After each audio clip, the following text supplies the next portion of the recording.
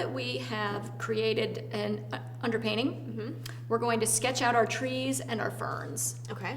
And I usually start by just adding a vertical line, kind of a V shape. And I push my pencil, which makes it a little more irregular because I have less control over it. And you're going pretty much all the way to the top with it. More or less, yeah. Okay. And then I'm just going to determine where I want the canopy to go of the tree. I'm just going to round that guy out up there. Maybe cut off that corner. I make my when I'm painting any kind of trees, I make them so that they're so big I can't contain all of the tree on the canvas. Okay, I like and that. it gives them more of a feeling of grandeur as opposed to having it contained within the edges. So this guy, I sort of took him off of the edge over here and up top, and I left a little bit of the side showing. I'm also going to create sort of a shadow underneath, and later we're going to create sort of the under part of the tree with a little bit of sgraffito or scratching. Oh, okay, that'll be fun. Yeah. So there's that guy. Okay. And then because this is very busy and it's difficult to see the pencil lines with all of this going on, I like to go over the sketch with a little bit of very thin, dark paint. Okay. I'm using a little phthalo blue for this. So I'm just going to drag my brush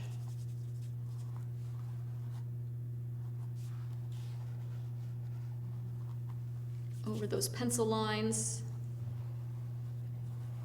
And that blue down the road will also add a little bit of a shadow to the edge. And that really does help me see where my pencil lines were. Right. I was having trouble. So there we can see where the edge of my tree goes. And I'll sketch in this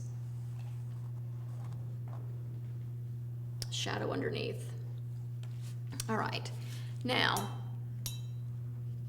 from here we just start adding leaf shapes.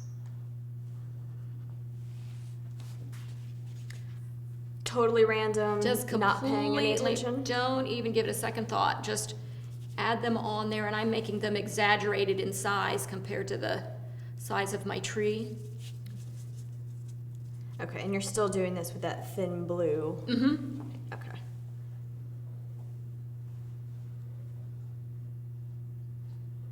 I'm just sort of imagining that they grow in, groups. Now we're doing, I would consider to be the most basic form of negative painting, because we're still drawing our shapes. There are folks like oil painters who do this, but they don't draw their shapes. They actually just start painting the negative space in between things, and it's a really beautiful thing to watch. But for us, we're just doing like the beginner's version of negative painting.